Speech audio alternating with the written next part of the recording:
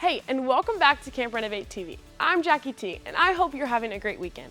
As you can tell, we're not in Camp Renovate right now, but that doesn't mean we can't have fun right here on Camp Renovate TV. Over the last few weeks, we've been training to be secret agents. Each week, we've had a special challenge and a special skill that Agent X3B has been learning. Let's take a look at this week's challenge. Welcome to the Secret Agent Simulation and Instruction Training Facility, also known as SASI. My name is Secret Agent Stone Fox. Each week, our trainees are shown stories of real-life heroes in history in order to build their understanding of being the best secret agent they could be.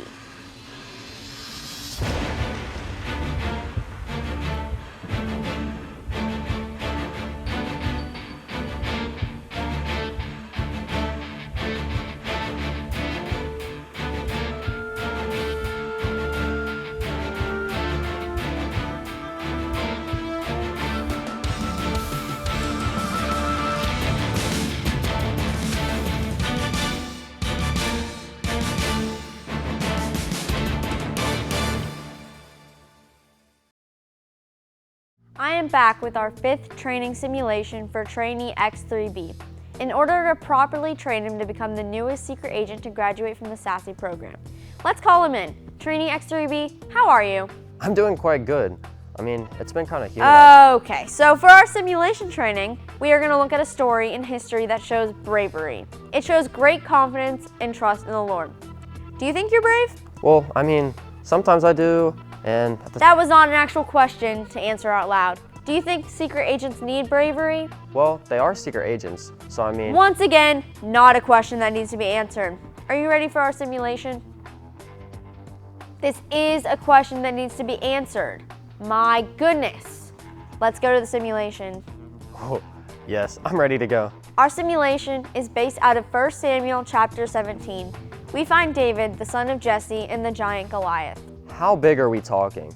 It says in verses 4 through 5, he was over 9 feet tall. He wore a bronze helmet and his bronze coat of mail weighed 125 pounds. Whoa, that's a really tall guy. Simulation activated. Scanning. Today's mission focus is David.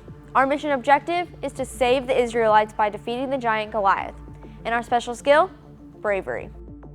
In this time, the Philistines Team Goliath and the Israelites Team David were at war. Goliath, knowing his strength and his ability to take down a target, spoke up and started saying in verse 8, Goliath stood and shouted a taunt across to the Israelites. Why are you all coming out to fight? He called. I am the Philistine champion, but you are only the servants of Saul. Choose one man to come down here and fight me. If he kills me, then we will be your slaves. But if I kill him, you will be our slaves. I defy the armies of Israel today. Send me a man who will fight me. When Saul and the Israelites heard this, they were terrified and deeply shaken. Who could they possibly send to defeat a giant soldier like Goliath? If you are patient, you will see that that's part of the simulation. We see that for 40 days and 40 nights that Goliath would taunt or tease the Israelites for that very challenge, and no one was going up against him. David was the youngest son of Jesse. All of the brothers were a part of the Israelite army led by Saul at this time. David was not sent to be with him. Instead, he was running errands for his dad. On top of his trips to check in with Saul and his brothers, he overheard Goliath stating his challenge.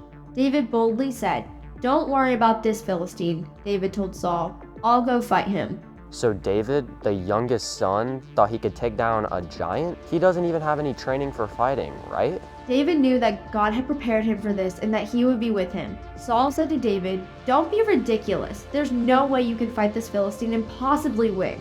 You're only a boy, and he's been a man of war since his youth." David shared how he has defeated many animals that have tried to come into his father's land. He kept begging Saul to be able to challenge Goliath.